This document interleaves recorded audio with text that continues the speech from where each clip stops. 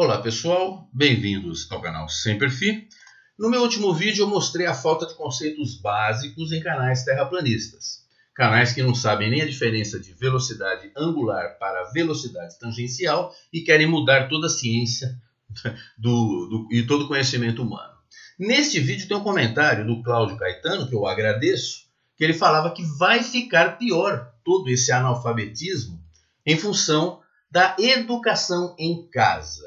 Eu agradeço porque é uma oportunidade para a gente falar de um assunto que estão realmente comentando, e dizendo que o ensino doméstico irá levar ao crescimento do terraplanismo, entre outros ismos, como criacionismo, analfabetismo, etc.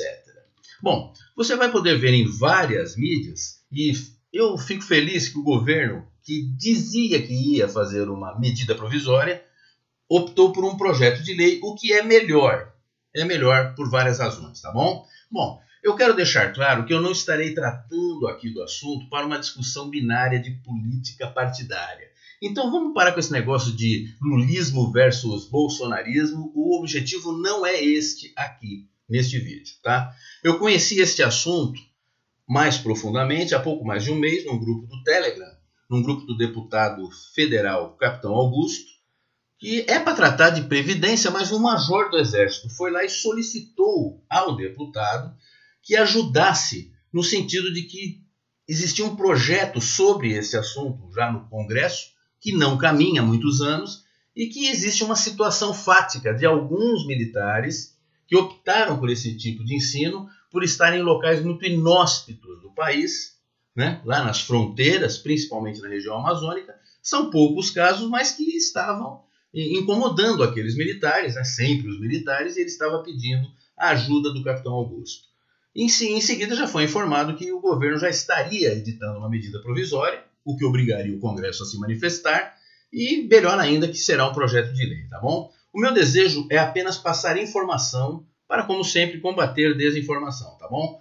Porque o ensino doméstico, gente, ele é adotado no primeiro mundo praticamente inteiro, tanto aqui na América do Norte, Estados Unidos e Canadá, Austrália e praticamente em toda a Europa, com exceção de Alemanha e Suécia, onde ele é proibido. Bom, isso nos ajuda? Ajuda pouco. E no Brasil, como é que era? Bom, até setembro de 2018, ele não era proibido. E você pode fazer aquilo que não é proibido. E era feito o ensino doméstico até setembro de 2018, quando o STF proibiu. Agora, por que razão que o STF proibiu? Você vai achar em várias mídias a informação, e olha a data aqui, em 2018, de que a Constituição Federal não proíbe a prática, e por isso ela era feita, mas como não há lei regulamentando o ensino domiciliar, eles proibiram. Você percebe nitidamente, se você for analisar aqui o conceito, e você pode inclusive ler os votos dos ministros em alguns sites, você vai ver que a base da decisão do STF foi a falta de regulamentação.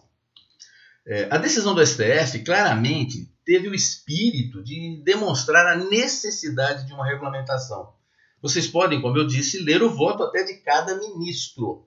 O ministro Barroso foi o único favorável à liberação e os outros desfavoráveis por conta da não regulamentação. Agora, para que está servindo a decisão do STF, infelizmente? Para punir os pais que fizeram opção pelo sistema e prejudicando os alunos que são menores de idade. Eles não têm culpa de nada.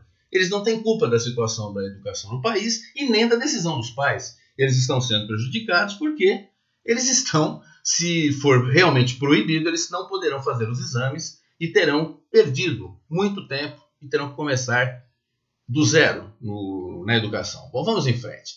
A educação domiciliar impacta o ensino do Brasil como um todo? Bom, é um número muito pequeno. São cerca de 7.500 estudantes em um universo de 48,6 milhões. Isso, informações de 2017. Não pode ter mudado tanto assim. Isso dava, 0,015%. E nem se você dobrar o número, porque a regulamentação pode aumentar o número, mesmo que você dobre ou triplique, o número continuará extremamente pequeno e não vai ser esta aí a situação que vai gerar uma quebra do ensino no Brasil, uma perda muito grande do ensino no Brasil, né? E é muito forçado afirmar, né, que tem gente que fala isso, os pais evangélicos desejam retirar os filhos da escola para ensinar criacionismo. Olha, isso aí dá trabalho. Se o pai quisesse ensinar apenas criacionismo, ele espera o filho chegar da escola ou antes do filho ir para a escola e ensina criacionismo para a escola. Não é bem por aí, né? O governo deseja diminuir a importância dos professores no ensino. Como eu mostrei anteriormente, é uma coisa tão pequena que não dá para ter essa conclusão. Isso é tudo uma grande besteira. Falam outras coisas do tipo, mas são meras divagações sem sentido, tá bom? Nós temos que entender que existem problemas maiores a serem analisados, como a segurança, como o transporte, como a estrutura de todo o ensino no Brasil.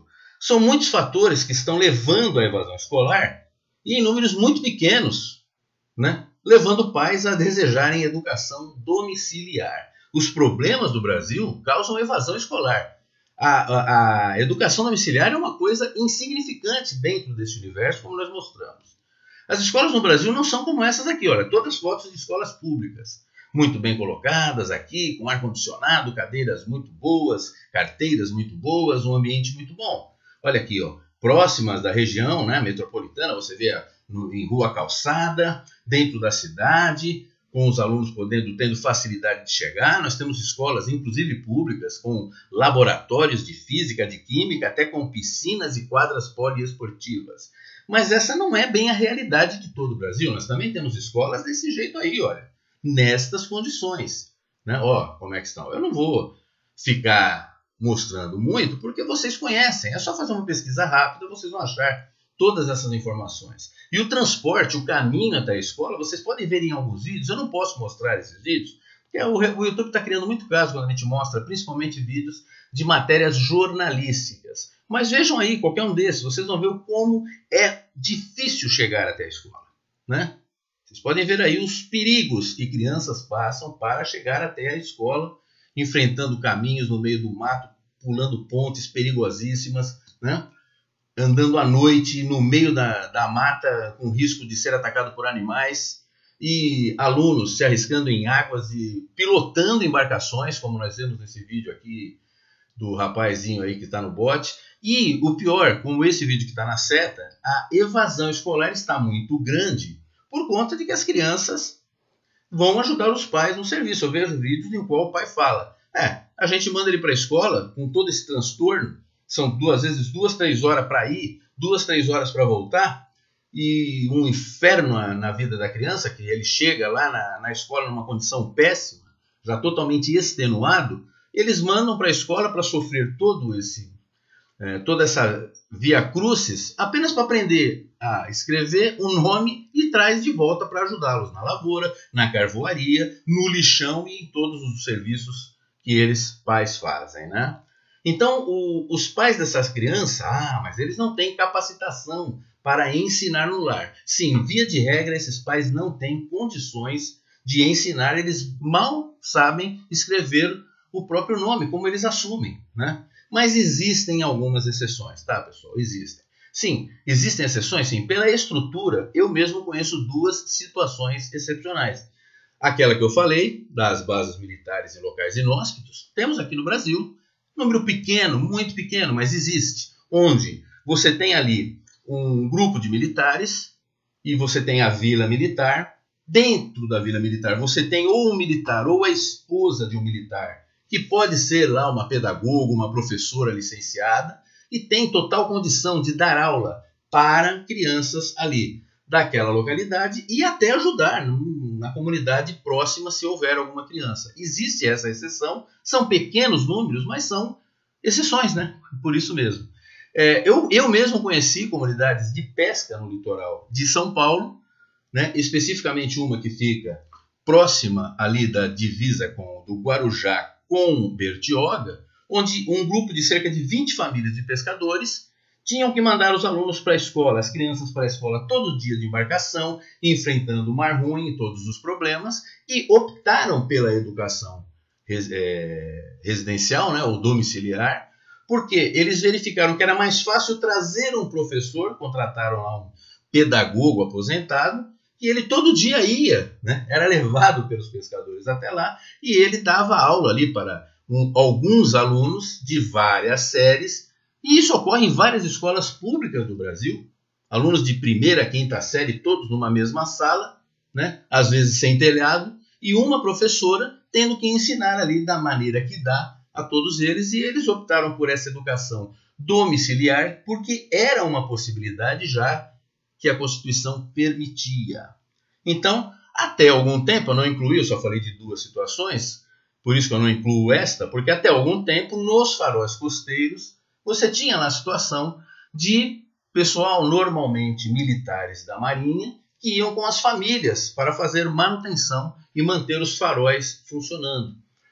Hoje em dia, eu acho que no Brasil não existe mais. Eu posso estar errado, mas eu acredito que no Brasil não existe mais, apesar de que eu sei que em Portugal algumas famílias ainda vivem nos faróis, tá? E por que não que um sargento da Marinha lá, né, em Portugal, lá pode, né? Mas por que se nós tivéssemos a mesma situação no Brasil como tivemos no passado, o sargento da Marinha e a esposa, tendo 2 filhos lá, vão ficar ali por 1 ano ou 2 anos naquele local, porque eles não poderiam dar a educação aos filhos dentro de critérios pré-estabelecidos, um programa pré-estabelecido, e é melhor isso do que não mandar as crianças, do que a evasão escolar pura e simples, já que eles estão numa ilha oceânica e não tem como mandar a criança para a escola, o Estado não vai chegar até lá, e também é melhor do que separar a família, né? Durante 1 ou 2 anos. Ficar o pai lá e a mãe lá numa outra comunidade, morando onde tenha uma escola próxima. Então, é uma solução que é um problema para o qual existem realmente exceções que precisam ser verificadas. Existem mais exceções? Sim, né? Eu conheço uma na minha família. Na minha família tem um caso que são crianças com necessidades especiais. No meu caso, eu tenho um neto com espectro autista. Bom, mas nós não devemos incluir os autistas, o síndrome de Down nas escolas? Claro que sim. A inclusão de alunos especiais é uma conquista, é algo que a gente deve colimar. Pelo bem da criança especial, para se socializar, e também das demais crianças que precisam aprender a conviver com elas, né? A gente vê vídeos terríveis aí no YouTube, no Facebook, de crianças autistas, principalmente, reclamando do bullying que sofrem nas escolas. Isso precisa ser combatido. E qual a melhor maneira de você combater isso? É colocar as crianças lá, apesar de que elas sofrem, mas ensinar as demais crianças a tratá-las com seriedade, com respeito, porque elas têm que ser tratadas de maneira especial. Agora, temos que incluí-las, não tenha dúvida disso. Porém, né, temos que tentar a inclusão até um determinado limite, né? Porque quando a criança não se adapta de maneira alguma, é um direito dela ter ensino. Escolas especializadas custam muito caro. Então, qual é a solução então? Então, quando a criança autista não se adaptar, azar dela, ela que fica em casa sem estudar, porque você não pode permitir o ensino domiciliar, né? Se você observar nesta publicação o que pensam os especialistas sobre o ensino domiciliar como opção para crianças autistas, você vai ver esta moça, né, Sandra dos Santos Andrade, este é o currículo dela, ela é pedagoga, mestre e doutora em educação e é pós-doutora em educação. Ela tem um currículo um pouco grande, né? Ela é amiga lá do professor Lang, lá na Universidade Federal do Rio Grande do Sul. E ela tem a seguinte opinião, ó, foi exarada nessa matéria. Olha, ela é mãe de um menino autista de 10 anos, pós-doutora em educação, e ela avalia que o ensino domiciliar pode ser uma alternativa para casos de autismo, menos por desejo dos pais e mais por necessidade do autista. Quer dizer, não é para o pai não querer, é para obedecer à necessidade da criança, né? Então ela diz que o filho dela hoje recebe educação domiciliar. É aquele negócio, você vai até o limite na tentativa de colocá-lo na escola. É como o meu neto está atualmente. Nós colocamos e estamos esforçando. No começo, 2 vezes por semana, a gente tinha que ir lá buscar, que ele não estava se adaptando. Hoje, depois de algum tempo, já é 1 vez por semana. No futuro, talvez nós não tenhamos mais problemas. E nós estamos tentando até o limite. né? Nós só vamos retirá-lo da escola se não houver possibilidade dele continuar lá. Bom, como ele pode receber educação familiar, no caso aí o filho da doutora, né? Se for proibido pelo STF, se é proibido pelo STF. Então nós devemos processar a doutora e processos estão ocorrendo no Brasil, né? Eu não acho justo processar a doutora, aí no caso, por conta dessa situação que ela vive, né? Agora, talvez a minha filha também mereça ser processada se ela optar pelo ensino doméstico, né? E por isso tudo, urge a necessidade da regulamentação. Então, precisava ser feito realmente uma medida provisória, né? Faria o Congresso discutir um projeto de lei do governo, faz o Congresso discutir e que seja discutido rapidamente para resolver estas situações fáticas, tá bom? Bom, querem a minha opinião? Bom, se vocês não querem, não adianta, porque eu vou dá-la de qualquer maneira, tá bom? Então vamos lá, olha, fosse eu um parlamentar federal, eu defenderia o quê? A regra geral, para mim, hein? Para mim, o Reinaldo, o sem perfil, é toda criança na escola. Essa tem que ser a regra geral. Escola é o lugar que você tem lá os pedagogos, os psicopedagogos, os professores licenciados, as pessoas especializadas em educação, que dedicaram a sua vida a aprender como ensinar, né? Então, o lugar de criança é na escola. Isso é a regra geral. Porém, né? Desculpe, da maneira que é Alemanha e Suécia, né? Porém, fosse eu um parlamentar, eu entenderia que esta é a regra geral, porque o que se deseja na escola vai muito além do ensino do conteúdo. Nós também desejamos socialização, ainda mais nesses tempos digitais, né? Em que a gente vê jovens aí o tempo todo enfiados ali no seu celular, no seu tablet, no mundo digital, e pelo menos que ela tenha oportunidade de ir até a escola para socializar, para brincar, para correr lá no pátio, para praticar no esporte, para conversar com outras pessoas, né? E não fiquem enfiadas o dia inteiro dentro do mundo digital, né? E como experiência de vida, é importante para você, para a criança, ir para a escola, ter bons professores, maus professores, professores enérgicos, professores bonzinhos. Isso é muito bom, porque ele vai ter na vida chefes bonzinhos, chefes enérgicos. Ele precisa se acostumar com esta realidade. A escola tem também essa finalidade. É muito mais do que só o conteúdo a ser estudado, não é? E existem muitos outros aspectos. Agora, também, fosse eu um parlamentar, eu defenderia que existem casos excepcionais, que foi o que a gente falou até agora. Agora, para cada caso excepcional, um projeto individualizado.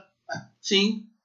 Se você tem capacidade para substituir uma pessoa que estudou para isso, você tem a capacidade de fazer um projetinho individualizado.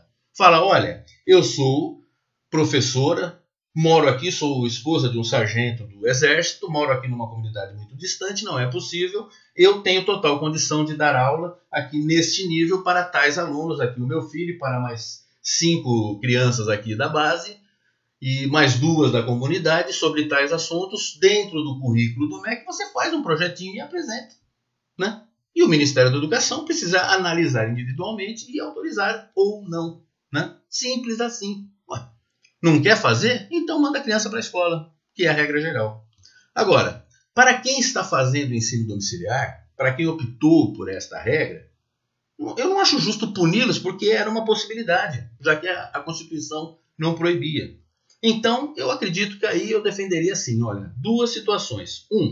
Se estiver dentro daqueles casos excepcionais, né, como o caso lá do espectro autista, da criança que não se adaptou à escola e que não tem dinheiro para pagar uma escola específica para ele, faça lá um projeto individualizado e mostre que você precisa educar essa criança em casa. Então, quem está fazendo, se tiver nos casos excepcionais, faz o projeto e está dentro dos casos excepcionais. Agora, para quem está fazendo ensino domiciliar e não está enquadrado nesses casos excepcionais, eu sugiro o seguinte, essa é a minha posição. Exames para verificar o nível que a criança está e a colocação dela na escola, em que nível ela vai entrar, e transição a mais rápida possível para a regra geral. Todos rapidinho para a escola, que é o lugar que você tem que ir para aprender, né? Então, é simples assim, eu não vejo muita dificuldade de entendimento nisso, tá bom? Bom, esta é a minha opinião. Nós vivemos numa democracia, você tem o direito de pensar diferente e nós não precisamos nos ofender por isso, né? E o que você deve fazer? É simples. Com a palavra, o nosso Congresso Nacional, que ganha muito bem e precisa trabalhar para escolher o melhor caminho para o país seguir. Cobre os parlamentares, né? Exija que eles façam bem a escolha, não importa qual é a escolha. Estude o assunto e veja qual é a sua escolha. E oriente, mande e-mail para o seu parlamentar, cobre deles, mande para todos. Ficar só reclamando e conspirando não vai resolver nada, tá bom, pessoal? Então, chegamos ao final. Espero não motivar discussões de política partidária por causa disso. O objetivo não é esse. E aguardem os próximos conteúdos do canal Sem Perfil.